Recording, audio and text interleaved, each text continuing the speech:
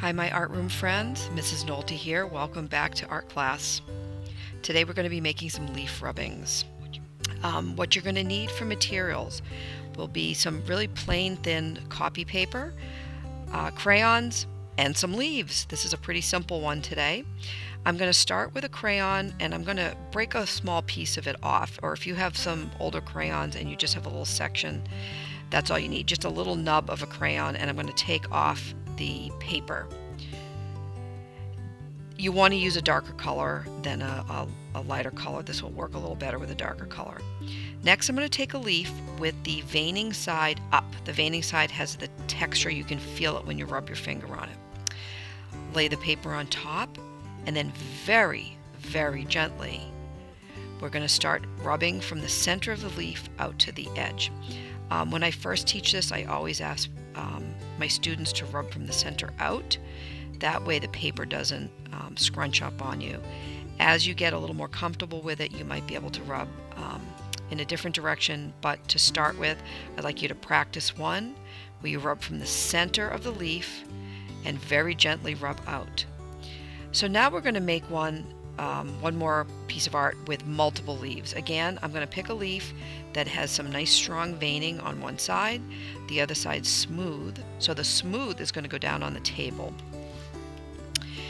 You want to use a really thin piece of paper. A copy paper is the best way to go. Lay that down on top of the leaf, and then very, very gently we are going to rub from the center out.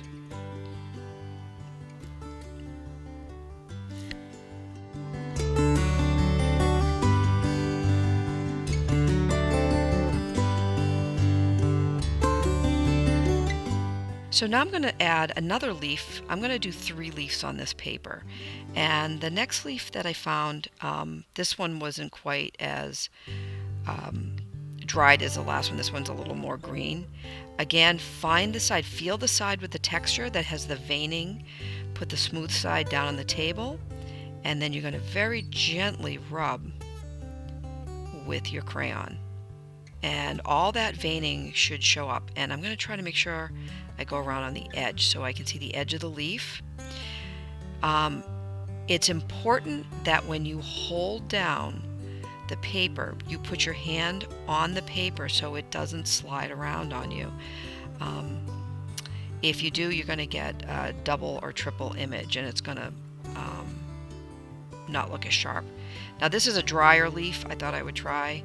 Again, I'm holding the leaf down with my hand and the paper down at the same time, and I'm very, very gently rubbing. It takes a little practice to do this so that your leaf doesn't shift around on you.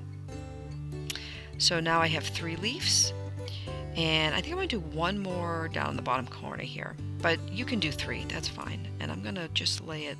I don't want to overlap them because it's going to be confusing, so I'm going to try to make sure I have some space between the leaves, and I'm just going to do this little corner of a leaf here. Oh, that moved on me. There we go. So now, once I've done a few leaf rubbings, I'm going to start to color in my leaves, and I'm going to use a warm color palette. We've been talking about this in class. To make it look like fall leaves, I'm going to use some yellowy greens, some yellow, blue, maybe some orange. I want to make them look warm. When you're coloring in your leaf, you are going to use the gentlest of touch and some very, very short coloring strokes, not big long ones, very tiny and very, very light so that we can still see the veining. I'm going to blend my colors. I'm going to use some yellows and some orange, and I might even overlap them a little bit so that they blend together. And I'm going to try to keep it somewhat symmetrical, so whatever I do on one side, I'm going to try to do on the other. But you don't have to make it completely symmetrical, because we know in nature sometimes they're not symmetrical. I'm going to add a little more orange here. The other trick here is when we're drawing is we want to draw out from the center out to the tips of the leaf. So I'm trying to make sure that my stroke when I'm drawing is going the direction that the leaf grows out. So I'm going out on the edges and keeping it a very small stroke. There we go. So I'm going to speed this up a little bit. You can follow along, and we're just going to kind of color our leaves in.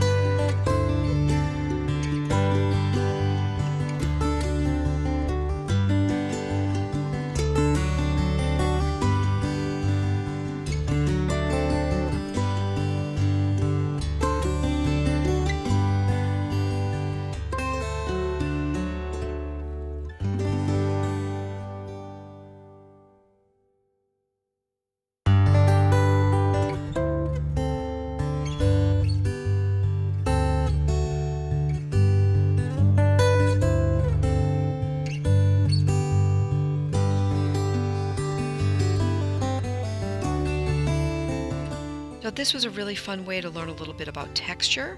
I'm just going to color in my leaf here, finish up this one. I used a little purple and red combo.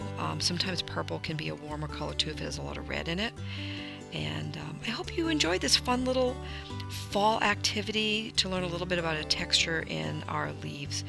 I can't wait to see what you do, and feel free to share your art. Just take a picture of it and upload it right onto Seesaw. Thanks, guys. See you later. Bye.